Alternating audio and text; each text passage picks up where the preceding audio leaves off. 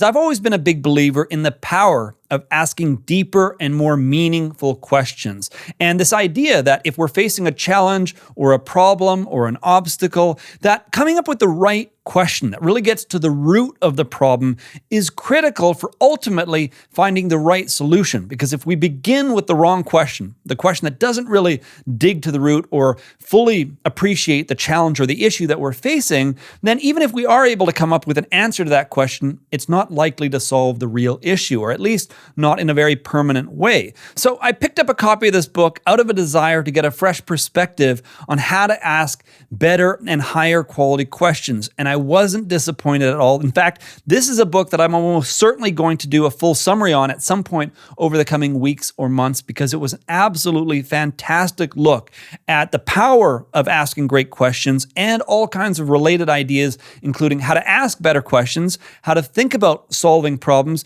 and when it comes to raising kids or building a culture or a workplace where people are encouraged to ask great questions. The book provides some interesting insights in terms of not only creating the right conditions for that sort of a culture, but also how to really encourage people to improve and develop their ability to ask higher quality questions. So if that's something that you happen to be interested in, then I highly recommend that you consider picking up a copy of this book.